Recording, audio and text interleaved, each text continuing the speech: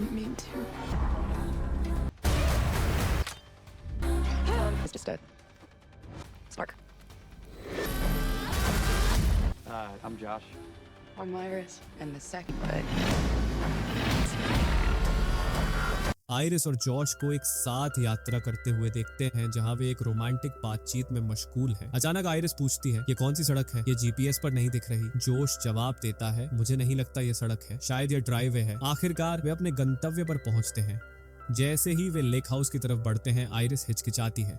Josh पूछता है कि क्या हुआ, तो आयरिस जवाब देती है कि वे मुझसे नफरत करेंगे। जॉश उसे आश्वस्त करता है कि उसके दोस्त उससे नफरत नहीं करते। आयरिस जोर देकर कहती है, कैट करती है। जॉश कहता है, कैट सबसे नफरत करती है, बस मुस्कुराओ और खुश दिखो। तभी कैट दरवाजा खोलती है और जॉश का गर्मजोशी से स्वागत करती है, लेकिन आयरिस को उतना गर्मजोशी से नहीं। फिर वह उन्हें पैट्रिक से मिलवाती है। ईलाई पीछे से आता है और दोनों का स्वागत करता है। कैट फिर उन्हें सर्गे से मिलवाती है, जो उनका स्वागत करता है। आयरिस और जॉश सर्गे के लेक हाउस की तारीफ करते हैं, यह कहते हुए कि यह मुख्य सड़क से काफी दूर और एक शांत एकांत जगह पर स्थित है। फिर आयरिस को अपना सामान खोलते हुए दिखाया जाता है, जहां हम उसके सूटकेस में एक रहस्यमयी चीज देखते हैं। वह नहाने जाती है और शीशे में अपने आप को देखकर धीरे से फुसफुसाती है, मुस्कुराओ, खुश दिखो। दृश्य बदलता है और पैट्रिक उस कहानी को साझा करता है जब वह और ईलाई पहली बार मिले थे।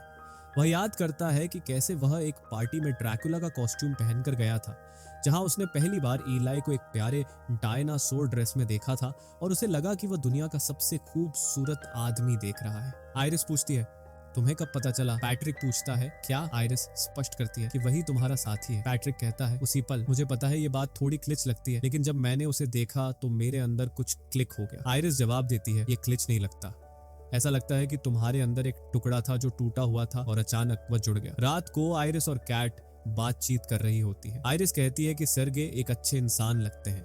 कैट जवाब देती है, वह एक परफेक्ट आदमी है, वह अमीर है, बुद्धिमान है और उसकी एक खूबसूरत पत्नी है। मैं तो बस उसके लिए एक एक्सेसरी हूँ। मैं वही पहनती हूँ जो वह चाहता है, वही खाती हूँ जो वह चाहता है। फिर हम सभी को रात को एंजॉय करते हुए देखते हैं, जहां वे खुलकर डांस कर रहे हैं। आयरिस देखती है कि कैट जॉश के कान में कुछ कह रही है। बेचैन होकर वह जॉश के पास जाती है और उसे डांस करने के लिए खींच लेती है। अगली सुबह आयरिस जॉश से पूछती है कि क्या वह लेक पर जाने के लिए तैयार है।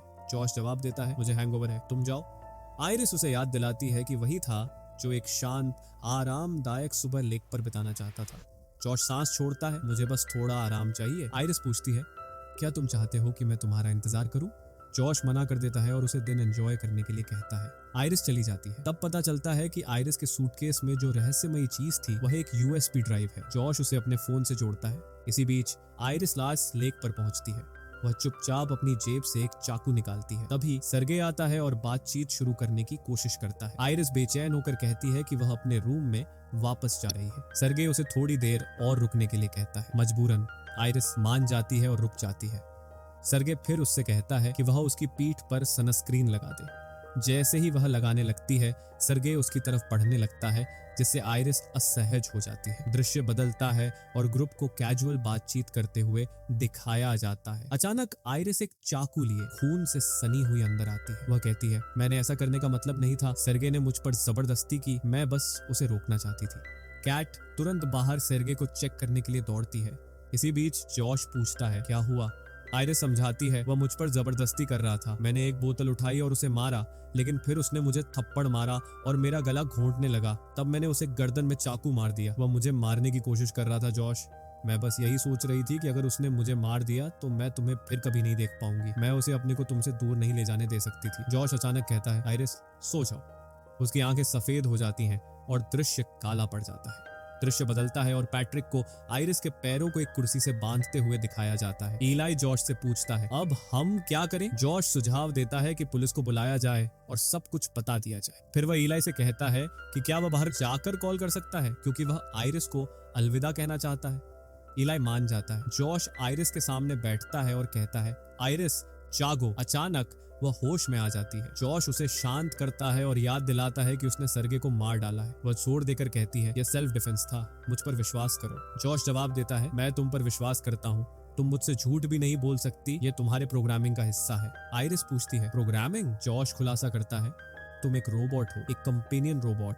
आयरिस कहती है तुम मजाक कर रहे हो। इसे साबित करने के लिए जॉश उसकी लैंग्वेज सेटिंग्स बदल देता है। तुरंत वह नई भाषा में बोलने लगती है। वह तर्क देती है, लेकिन मेरे पास यादें हैं, कॉलेज, नौकरियां और मेरी पूरी जिंदगी। जॉश उसे बताता है कि ये सिर्फ आउटलाइंस है, बस इतना कि तुम्हें एक बैक स्टोरी मिल सके। आयरिस पूछती है, और ग्रोसरी स्टोर में जिस दिन हम मिले थे, क्या वह भी सिर्फ एक मेमोरी का आउटलाइन नहीं है? जॉश समझाता है, ये सब फेक है, ये कभी हुआ ही नहीं, ये सिर्फ मीट क्यूट्स की एक ड्रॉप डाउन लिस्ट से चुना गया था। वह पूछता है, क्या तुम जानना चाहती हो कि हम असल में कैसे मिले थे? एक फ्लैशबैक में हम कुछ आदमियों को आयरिस को जॉश के पास डिलीवर करते हुए देखते हैं। उनमें से एक जॉश को यूजर एग्रीमेंट सौंपता है। जॉश पूछता है कि जब वह बूट अप होगी तो उसे क्या करना होगा। वह आदमी समझाता है कि एक बार जब वह जॉश के फोन के साथ सिंक हो जाएगी तो उसे एक लव लिंक बनाना होगा जो उसके और आयरिस के बीच एक इमोशनल कनेक्शन स्थापित करेगा। जॉश फिर पूछता है, क्या उन्हें पता होता है कि वे रोबोट है? वह आदमी जवाब देता है, नहीं, बिल्कुल नहीं। वह पूरी तरह से तुम पर फोकस करेगी, तुम्हारी वांट्स और नीड्स पर। पूरा एक्सपीरियंस कस्टमाइजेबल है। तुम उसकी आवाज, आई कलर, इंटेलिजेंस को एडजस्ट कर सकते हो, और अगर कभी तुम उसे फैक्ट्री सेटिंग्स पर रीसेट करना चाहो तो उसके राइट ईयर के पीछे एक थंबप्रिंट सेंसर है। बस अपना अंगूठा वहां 5 सेकंड के लिए रखो और वह रीसेट हो जाएगी। जॉश पूछता है, तुम उनकी इंटेलिजेंस लेवल को चेंज कर सकते हो? वह आदमी हाँ में सिर हिलाता है। हाँ, लेकिन चिंता मत करो, लगभग 1 बिलियन गवर्नमेंट रेगुलेशंस हैं जो हमें उन्हें बहुत स्ट्रॉन्ग या बहुत स्मार्ट बनाने से रोकती हैं। 100% इंटेलिजेंस एक आईवी लीग ग्रेजुएट के बराबर होती है, जबकि 0% उसे एक माइंडलेस ऑटोमेशन बना देगी। वह झूठ नहीं बोल सकती। उसका प्रोग्रामिंग उसे ह्यूमंस, एनिमल्स या अन्य कंपेनियंस को नुकसान पहुंचाने से रोकता है। वह तुम्हारी है, तुम उसके साथ जो चाहो कर सकते हो। बाद में जॉश को आयरिस के सिस्टम को सेटअप करते हुए दिखाया जाता है। जैसे ही प्रोसेस पूरा होता है, जॉश सफलतापूर्वक लव लिंक बना लेता है और उनकी पहली मुलाकात उसकी कोर मेमोरी बन जाती है। उस पल से आयरिस जॉश से गहरा प्यार करने लगती है। वर्तमान में वापस आकर आयरिस तर्क देती है, लेकिन मैं चीजें फील करती हूँ, गुस्सा, गिल्ट, उदासी। मुझे पता है कि दर्द कैसा फील होता है।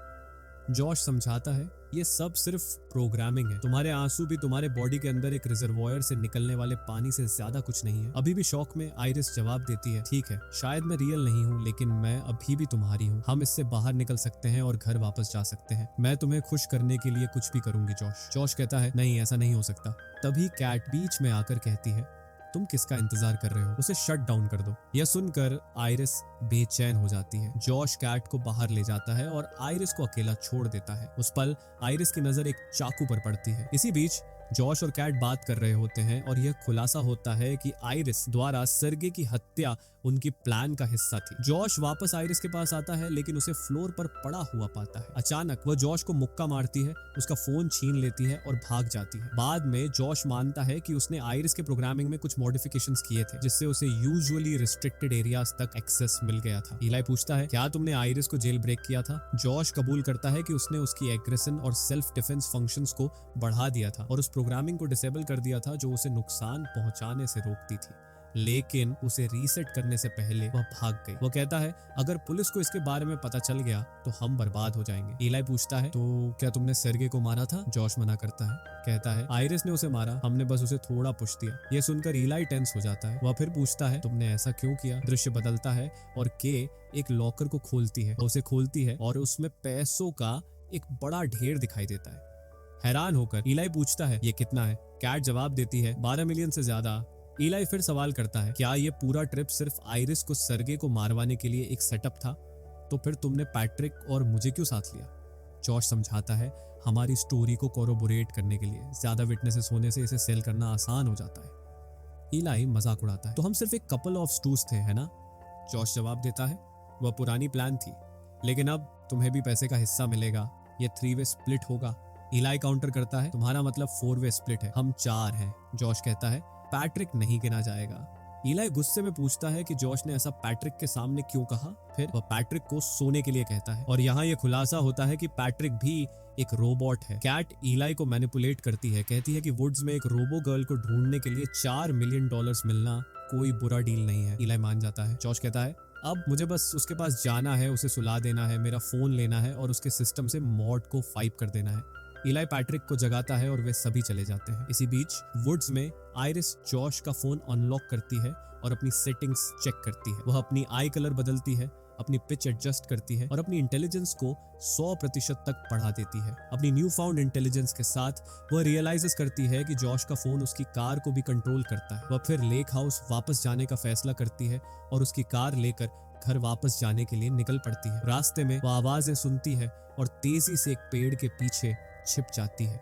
इलाई पैट्रिक से शिकायत करता है, कहता है कि अगर वह जॉश की जगह होता और पैट्रिक की सेटिंग्स को मॉडिफाई करके किसी की हत्या करवाने की प्लान बना रहा होता तो वह निश्चित रूप से जॉश को प्लान में शामिल करता। वह कहता है कि जॉश असल में उसका दोस्त नहीं है। आयरिस उनकी पूरी बातचीत सुन लेती है। उनकी बातचीत के बीच पैट्रिक और इलाई अप्रत्याशित रूप से एक दूसरे से प्यार का इजहार करते हैं। तभी जॉश का फोन वाइब्रेट होता है और इलाई अलर्ट हो जाता है। वह अपनी गन निकालता है और आयरिस वे भाग जाती है। इलाई गोली चलाता है और गन शॉट की आवाज सुनकर जॉश और कैट आवाज की तरफ दौड़ते हैं। भागते हुए आयरिस इलाई से टकरा जाती है और दोनों पहाड़ी से नीचे लुढ़क जाते हैं। आयरिस गन को देखती है और उसे पकड़ने के लिए छलांग लगाती है, लेकिन इलाई उसके पैर पकड़ लेता है और हथियार छीन लेता है। अफरा तफरी में आयरिस इलाई को गोली मार देती है और वह मर जाता है। सभी ऊपर से देखते हैं कि कैसे आयरिस इलाई को मारती है और वह तेजी से भाग जाती है। आयरिस लेक हाउस पहुंचती है और जॉश उसके पीछे होता है, लेकिन जैसे ही वह दरवाजा बंद करती है जॉश का हाथ कार के दरवाजे में फंस जाता है। आयरिस कार को घर ले जाने का आदेश देती है, लेकिन वह जवाब देती है वॉइस आईडी नॉट रिकॉग्नाइज्ड। निराश होकर आयरिस अपनी वॉइस पिच को जॉश की पिच के अनुसार एडजस्ट करने की कोशिश करती है। जॉश एक पत्थर उठाता है और कार की विंडो तोड़ने लगता है। अचानक कार उसकी आवाज को पहचान लेती है, स्टार्ट हो जाती है और लेक हाउस से बाहर निकल जाती है। कुछ देर बाद जॉश की कार अनाउंस करती है the owner of this vehicle has reported it stolen, और कार ऑटोमेटिकली खुद को साइड में पार्क कर लेती है। निराश होकर आयरिस दरवाजा खोलने की कोशिश करती है। तभी जॉश का फोन बजता है। वह उसे उठाती है और यह जॉश है जो सर्गे के फोन से कॉल कर रहा है। वह अपने एक्शंस के लिए माफी मांगना शुरू करता है और उसे बताता है कि वे अभी भी चीजों को वापस पुराने तरीके से ले जा सकते हैं। आयरिस पूछती है सर्गे और इलाई का क्या होगा? वह जवाब देता है हम ब्लेम पैट्रिक पर डाल देंगे। फिर वह उसे वापस अपने पास आने के लिए बेगिंग करता है, यह वादा करते हुए कि इस बार वह एक बेहतर बॉयफ्रेंड होगा। लेकिन आयरिस मना कर देती है। वह कहती है तुमने मुझे सर्गे को मारने के लिए प्रोग्राम किया था, मैं ये भूल नहीं सकती। अब हम दो अलग रास्तों पर हैं। जॉश पूछता है क्या तुम मुझसे ब्रेकअप कर रही हो? आयरिस जवाब देती है ये तुम नहीं, ये मैं हूं, और कॉल खत्म कर देती है। जॉश पैट्रिक के पास जाता है जो उसे आयरिस को ट्रैक करने के लिए कहता है। वह इलाई का फोन अनलॉक करता है, पैट्रिक के प्रोग्रामिंग को मॉडिफाई करता है जैसा उसने आयरिस के साथ किया था, लेकिन रियलाइज करता है कि पैट्रिक उसकी बात नहीं मानेगा। जॉश फिर क्विकली उसे रीसेट करता है और एक लव लिंक बनाता है। दृश्य बदलता है और आयरिस को विंडो का ग्लास तोड़ने की कोशिश करते हुए दिखाया जाता है। आखिरकार वह बाहर निकलने में सफल हो जाती है, लेकिन तभी उसे एक पुलिस वाला दिखाई देता है। जैसे ही वह उसके पास आता है वह जर्मन में बोलना शुरू कर देती है। वह अपना परिचय हेंड्रिक्स के रूप में देता है और उससे सवाल करना शुरू कर देता है। कुछ देर बाद वह उसकी कार में एक खून से सना हुआ चाकू देखता है। तुरंत वह अपनी गन निकालता है और उसे हैंडकफ करना शुरू कर देता है। तभी पैट्रिक आता है और हिंसक तरीके से हेंड्रिक्स के चेहरे को तोड़ देता है और आखिरकार उसे मार डालता है। फिर वह आयरिस के प्रोग्रामिंग को स्विच ऑफ कर देता है। बाद में कैट एक पुलिस कार को लेक हाउस पर आते हुए देखती है। वह और जॉश बाहर जाते हैं और रियलाइज करते हैं कि यह पैट्रिक है, जो उन्हें बताता है कि यह डिप्यूटी हेंड्रिक्स की कार है। फिर वह ट्रंक से आयरिस को बाहर निकालता है और उन्हें बताता है कि हेंड्रिक्स वहां है। वे दोनों चेक करने जाते हैं और हेंड्रिक्स के टूटे हुए चेहरे को देखकर घृणा महसूस करते हैं। कैट तुरंत अपने हिस्से का पैसा अपने सूटकेस में पैक करने के लिए अंदर जाती है। जॉश उसे रोकने की कोशिश करता है, लेकिन वह उसे इग्नोर करती है। जैसे ही वह रूम से बाहर निकलती है जॉश पैट्रिक को उसे रोकने का आदेश देता है। बिना किसी हिचकिचाहट के पैट्रिक कैट को चाकू मार देता है। जॉश शॉक्ड पूछता है तुमने क्या किया? पैट्रिक जवाब देता है तुमने मुझे उसे रोकने के लिए कहा था, मैंने तुम्हारी बात मानी। दर्द में कैट सोफा की तरफ लड़खड़ाती है और आयरिस के बगल में बैठ जाती है। कुछ देर बाद पैट्रिक को जॉश को खाना परोसते हुए दिखाया जाता है, जबकि आयरिस उसके सामने बैठी होती है। जॉश आदेश देता है आयरिस जागो। वह एक्टिवेट हो जाती है और क्विकली रियलाइज करती है कि वह कुर्सी से हैंडकफ्ड है। वह उसकी लैंग्वेज वापस इंग्लिश में स्विच कर देता है। तभी पैट्रिक आता है और जॉश के लिए वाइन की बोतल खोलता है। आयरिस पूछती है तुमने पैट्रिक के साथ क्या किया? जॉश जवाब देता है ये एक लंबी कहानी है, लेकिन मुझे कहना पड़ेगा आयरिस, तुमने जो कुछ किया मैंने सोचा भी नहीं था कि तुम में इतनी हिम्मत है। आयरिस जवाब देती है मैं बस जीना चाहती थी। जॉश काउंटर करता है तो तुम्हें लगता है कि तुम्हारी लाइफ इलाई से ज्यादा कीमती है, कैट से ज्यादा? आयरिस शॉक्ड पूछती है क्या कैट मर चुकी है? नहीं, तुम ये मुझ पर मत डालो, मैं वहां थी ही नहीं। जॉश कहता है हो सकता है कि तुम नाइफ पकड़ने वाली नहीं थी, लेकिन ये सब होने का कारण तुम ही थी। आयरिस काउंटर करती है, नहीं जॉश, तुम्हारी लालच ने ये सब किया। ये पूरा ट्रिप इसीलिए था, है ना? तुमने मुझे सर्गे को मारने के लिए इस्तेमाल किया ताकि तुम उसका पैसा चुरा सको। जॉश सरप्राइज्ड पूछता है, तुम्हें ये कैसे पता? वह खुलासा करती है, मैंने वुड्स में इलाई और पैट्रिक को बात करते हुए सुना था, तो ये सब मुझ पर मत डालो, ये तुम हो। निराश होकर पैट्रिक चिल्लाता है, तुम्हें यहाँ बैठकर मुझे जज करने का हक नहीं है। फिर वह आयरिस केस की सेटिंग्स पर जाता है और उसकी इंटेलिजेंस को 0 पर कर देता है। जॉश आयरिस को याद दिलाता है कि पहले जब वह बंधी हुई थी तो उसने दावा किया था कि उसे दर्द का एहसास होता है। वह कहता है, क्यों ना हम इसे टेस्ट करें। वह आदेश देता है, अपना दाहिना हाथ उठाओ, इसे नीचे करो, टेबल के पैरेलल। जैसे ही वह ऐसा करती है, वह उसके हाथ के नीचे एक जलती हुई मोमबत्ती स्लाइड कर देता है। जॉश पूछता है, क्या तुम्हें यह फील हो रहा है? आयरिस जवाब देती है, हाँ। तभी जॉश का फोन बजता है और वह कॉल लेने के लिए दूर चला जाता है। कॉल पर व्यक्ति उसे बताता है कि वे 30 मिनट दूर है। इसी बीच आयरिस का हाथ जलने लगता है। जॉश कैजुअल पैट्रिक को आदेश देता है कि वह आग बुझा दे। पैट्रिक तुरंत उसकी बात मान लेता है। जॉश फिर आदेश देता है, उसे एक गन दो। पैट्रिक आज्ञा का पालन करता है और आयरिस जॉश के आदेश पर गन उठा लेती है। वह आदेश देता है, अब इसे अपने सिर पर पॉइंट करो और ट्रिगर दबाओ। आयरिस आदेश का पालन करती है और गोली उसके सिर से होकर गुजर जाती है, जिससे वह शट डाउन हो जाती है। जॉश धीरे से उसकी आंखें बंद कर देता है। दृश्य बदलता है और जॉश को रोबोटिक्स कंपनी एम्पैथिक्स के रिप्रेजेंटेटिव्स को एक झूठी कहानी सुनाते हुए दिखाया जाता है। वह खुद को विक्टिम बताता है, यह दावा करते हुए कि आयरिस को उसके और कैट के रिलेशनशिप से जेलसी हो गई थी और डिस्पेयर में उसने खुद को गोली मार ली। जब डिप्यूटी हेंड्रिक्स, जो असल में पैट्रिक था, ने उसे रियलाइज कराया कि वह उसे कभी नहीं पा सकती। एम्पैथिक्स के रिप्रेजेंटेटिव्स में से एक पैट्रिक को देखकर कहता है, मुझे लगता है कि मैंने इसे पहले कहीं देखा है। जॉश क्विकली बीच में आकर कहता है, शायद इसलिए क्योंकि उसका चेहरा बहुत फेमिलियर है। जैसे ही एम्पैथिक्स की टीम आयरिस को ले जाने की तैयारी करती है, वे मेंशन करते हैं कि उसे लैब ले जाया जाएगा, जहां उसका SASD अपलोड किया जाएगा और लीगल टीम फुटेज को रिव्यू करेगी ताकि यह इंश्योर किया जा सके कि सब कुछ ऑर्डर में है। जॉश फेगनिंग क्यूरियोसिटी पूछता है, तुम्हारा फुटेज को स्क्रब थ्रू करने से क्या मतलब है? वह आदमी समझाता है, एक कंपेनियन जो कुछ भी देखती और सुनती है वह सब रिकॉर्डेड होता है। ये सब यूजर एग्रीमेंट में कवर किया गया है। जॉश हिचकिचाता है, क्या तुम्हें लगता है कि उसकी फुटेज रिकवरेबल होगी उसकी कंडीशन को देखते हुए? वह आदमी समझाता है, हाँ, उसके हेड में सब कुछ सिर्फ उसका वाईफाई एंटीना है। इंपॉर्टेंट चीजें, उसका सॉलिड स्टेट ड्राइव जहां वह सब कुछ स्टोर करती है, वो उसके एब्डोमेन में है जो अनडैमेज्ड है। वह आगे कहता है, हम उसे वैन में लोड करेंगे, उसे प्लग इन करेंगे, उसकी सेटिंग्स को ट्वीक करेंगे और उसके सिस्टम को रीब्यूट करेंगे। वह राइट बैकअप पावर ऑन हो जाएगी। यह सुनकर जॉश का चेहरा टेंशन से भर जाता है। बाद में जैसे ही एम्पैथिक्स के लोग जाने की तैयारी कर रहे होते हैं, उन्हें पैट्रिक उनकी वैन के सामने खड़ा हुआ दिखाई देता है। तभी वह आदमी याद करता है कि पैट्रिक उनका रोबोट है।